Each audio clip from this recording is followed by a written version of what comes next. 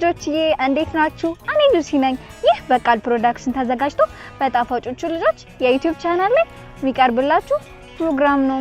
ታዲያ ልጆችዬ ሳምንታችሁ እንዴት ነበር? አሪፍ ነበር? እና ልጆችዬ እንደተለመደው ዛሬ አሪፍና አስተማሪ ተረት ይዤላችሁ መጥቻለሁኝ። የዛሬው ተረት ርዕሳችን ታታሪው ድመት። በድሮ ጊዜ በአንድ ቤት ውስጥ የሚኖር በጣም ሽማግሌ ድመት ነበረ። ይህ ሽማግሌ ድመት ከማርጀቱ በፊት ለባለቤቶቹ በደንብ ያገለግላቸው ነበረ። እናም ደግሞ በቤታቸው አንድም አይጥ ዝር አይልም ነበረ። ምክንያቱም የያዘ እየገደላቸው ይበላቸው ስለነበረ በቤታቸው አይጥ ዝር አይልም ነበረ። አሁን ደግሞ አርጅቶ ስላለ ደግሞ ሁሉም ጥርሶቹ ረግፈው አልቀዋል።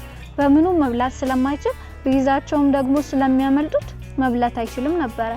በዚህ አጋጣሚ ደግሞ አንድ ቀን ባጠገቡ አይጥ ስታልፍ ያዛትና ሊበላት ሲል አመለጠችው። ይሄንን ደግሞ የድመቱ ባለቤት ልክ ስትመለከተው በጣም ተናደደችና አንተ ድመት እስካሁን በደንብ ነው ማበላ፣ ታዲያ እንዴት አድርጋ ይቺን አይጥ ታመልጣለች በማለት ትቆጣውና ታመናጭቀው ጀመረ።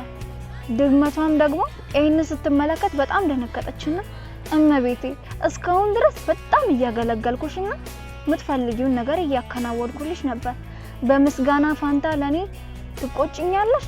እና እንግዲህ አሁን አርጅቻለሁ፣ እንደ ድሮ ወጣት አይደለሁም። ታዲያ እንዴት አድርጌ መስራት እችላለሁ? እንግዲህ ባለኝ አቅሜ አሁንም ቢሆን አገለግልሻለሁ፣ ግን እንድትቆጭኝ አልፈልግም። ቢያንስ የክፉ ቀን ወዳጅሽ ነኝ። እኔ ባልኖር ኑሮ የቤትሽን እቃዎች በሙሉ ይበሉብሽ ነበር በማለት በአዘኔታ ነገራት። እሷም ደግሞ ይሄንን ስትሰማ በጣም ደነገጠችና እሺ በጣም ይቅርታ፣ ሁለተኛ አይለመደኝም፣ አንተን መንከባከብ ነው እንጂ ያለብኝ አንተን እንደዚህ ማድረግ አልነበረብኝም ብላ ትነግረዋለች። ከዛ እሱም ደስ አለውና ከዛን ቀን በኋላ እሱን መንከባከብ፣ እሱን የሚፈልገውን ነገር ማድረግ ብቻ ነበር የምትሳረግለት። ተረቴን መልሱ አፌን በዳቦ አብሱ። ልጆቼ ከዚህ ተረት ምን እንማራለን መሰላችሁ? ከዚህ ተረት ማር አለብን እንደ ድመቱ ታታሪና ታማኝ መሆን እንዳለብን። እናም ደግሞ ለምንሰራው ነገር ደግሞ መሰሰት የለብንም። ምክንያቱም የምንሰራው ነገር የሚጠቅመን ለራሳችን ስለሆነ ባለን ጉልበታችን ደግሞ መስራት ያለብን ለራሳችን ነው።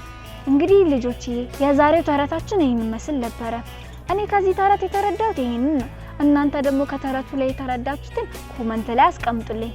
ልጆቼ በሌላ ተረት እስክንገናኝ ድረስ እወዳችኋለሁ። ቻው ቻው።